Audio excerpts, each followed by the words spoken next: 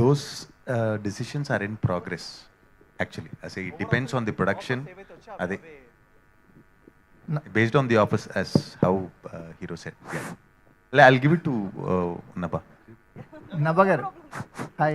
Yes, yes, yes. Hi అండి, good to Hi, see you. hi. Good అంటే to see you too. Starting career చూసుకుంటే ఎప్పుడు regular heroines కాకుండా ఒక X factor అనేది మెయింటైన్ చేస్తూ వస్తున్నారు. Yeah. సో ఇది ఒక పీక్స్లో కనిపిస్తుంది, క్యారెక్టరైజేషన్స్ కానీ మీ గెటప్ కానీ.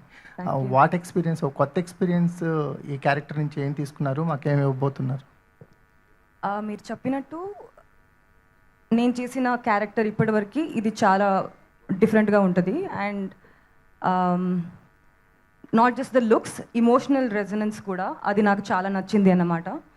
మనం ఎప్పుడు లుక్ ఎలా ఉండబోతుంది, సీన్స్ ఎలా ఉండబోతుంది అని ఒక ఐడియాతో మనం సినిమా చేస్తామన్నమాట. కానీ ఈ క్యారెక్టర్ నాకు భరత్ సార్ నరేట్ చేసినప్పుడు నాకు అనిపించింది the kind of emotional hold this character has, Sundaravalli has in the story, అది నాకు చాలా నచ్చింది, అది కొత్తగా అనిపించింది. So yeah, and even the look is going to be different. ఇంకా Every guy next door has one woman behind, you know, always. Yeah For a success. Yeah ప్రతి అబ్బాయి బిహైండ్ వన్ అమ్మాయి ఉంటారు అంటారు కదా. ఫైట్స్ లేదు, ఇంకా జస్ట్ పాటు గొడసి. Yes, thank you.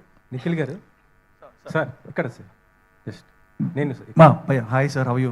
టీజర్ చాలా బాగుంది సార్. Thank you sir. నాకు అంటే బాహుబలి అంత స్కేల్ లార్జ్ స్కేల్ కనిపిస్తుంది సార్. మీరు డోంట్ ఎక్స్పెక్ట్ దట్ సార్. అది నేను అంటే it's a compliment for us because it's a crazy film and Senthil గారు ఉన్నారు, హీ మేడ్ షూర్.